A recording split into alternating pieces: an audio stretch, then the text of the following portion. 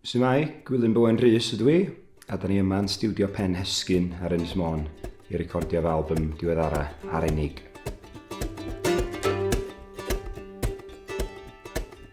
Mae'r albym yn gymysgedd o cyfansoddiadau gwreiddiol a hen ganeuon, hen alawon. Gynnu ni eiriau sy'n mynd nôl i'r 15fed ganrif. A cymysgu beryl finna yna i gyd. Ond dwi'n meddwl mae yna rhyw fath o linyn cyswllt o ran sŵn yn rhedeg trwy'r y gyd hefyd. Manghariad i eleni, manghariad i eleni, manghariad i eleni yn gwisgo hosan y las.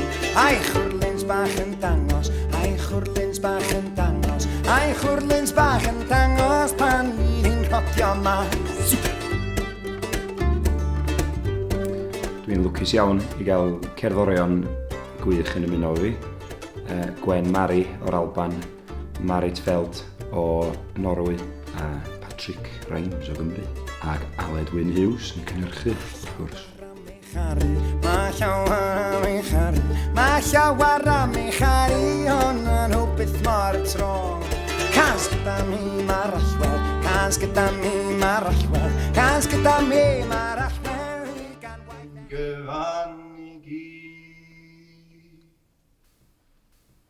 Cawn ond tydi, mi ddwedwn yn hi, fod digon o gyfo. Mae'n gret ac yn eitha hawdd gweithio efo Gwylag efo'r band, achos maen nhw gyd yn eitha cyson, a mae'n weddol hawdd rhag gweld sut mae sesiwn yn mynd i fynd, achos yn gerddorol mae yna lot o surprises, ond o ran gallu pawb i wneud o, bob tro mae angen wneud o, mae gyd yn cael ei wneud, felly da ni'n symud yn eitha cyflym. Mae bob dim yn cymryd lle chydig o ddyddiau i wneud yr holl album, cwpl o tecs o bob can a dyna fo. Dwi gwir, does am lot o mynd yn ôl ymlaen a newid meddwl a falle unwaith mae rhywun yn hapus efo beth, dyna fo. Lle bod eich chwarae hwn mewn ffordd mwy sy'n laid back. Ynde? So bod ni'n cadw hynna tan yr... Gwen Màiri dwi'n byw yn yr Alban a ges i magu hwnna, ond Cymraeg sy'n fy mam, a Albanwr yw fy nhad, ond Cymraeg oedd iaith y teulu, so nasyd dwi wedi land o lan yn chwarae llawer o gerddoriaeth Gymraeg. Dwi'n cymysgu cerddoriaeth o'r Alban a hefyd o Gymru pan dwi'n creu cerddoriaeth a defnyddio elfennau o'r ddoi wastad. Fi'n siŵr bod y ffordd dwi'n chwarae yn eitha Albanaidd, ond rhan fwy o'r amser beth dwi'n defnyddio pethau o Gymru nhw. Och när det gäller instrumental så det lilla som jag har hört det minner man nästan lite om barockmusik eller ett eller annat sånt. Men när det gäller sång så tror jag det är väldigt mycket språket. Det är en del walisiska lyder som konsonanter och vokaler som man inte har på engelsk eller skots eller galisk som där det säger i och llawar am ei chari, mae llawar am ei chari, mae llawar am ei chari, dwi'n nabod a'n ei dri. Be sy'n bod ar y ffyliad dylion, be sy'n bod ar y ffyliad dylion, be sy'n bod ar y ffyliad dylion am garing hariadu.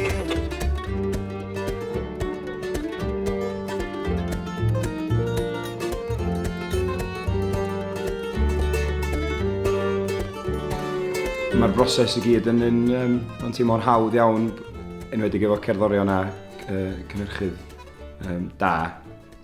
Mae'n hawdd at cynhyrchu sŵn byw. Da ni'n chwarae 90% o'r gerddoriaeth yn hollol fyw, sydd yn creu rhyw naws sydd anodd iawn i ail-greu os ydych chi'n recordio bod dim ar wahân.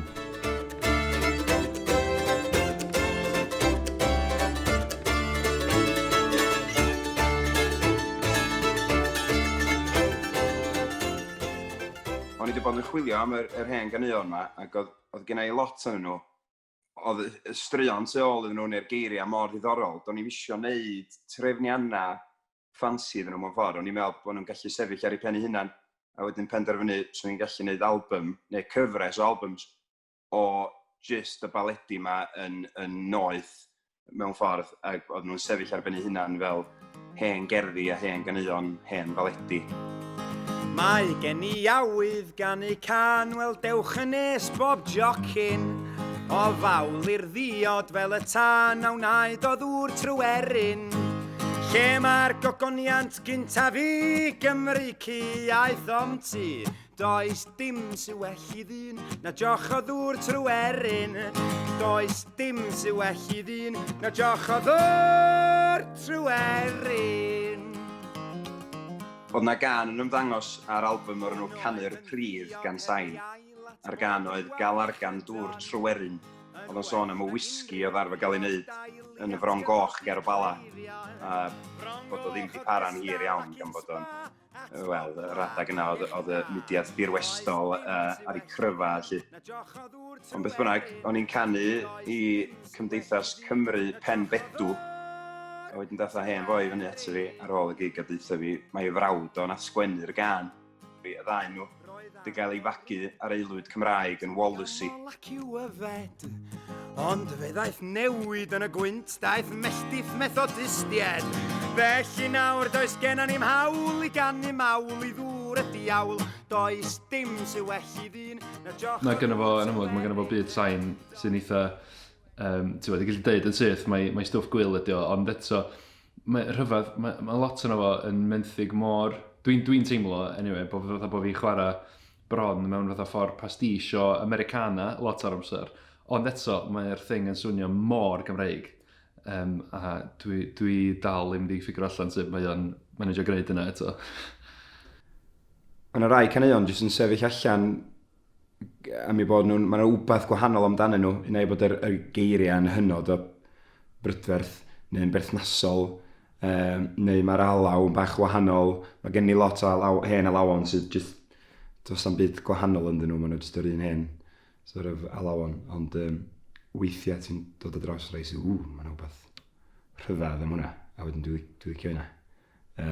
Neu eich fe wedi wneud o'n fwy rhyfedd dy hun neu rhywbeth. So trio mynd am y rai sydd dipyn bach wahanol, neu a hefyd rai sydd eich ddim wedi cael ei recordio gymaint o blaen. Mae yna rai caneuon sydd wedi cael ei recordio cannoedd o weithiau, so dwi yn ymdrech I tyrchu am rai sydd eich yn llai cyfarwydd I bobl.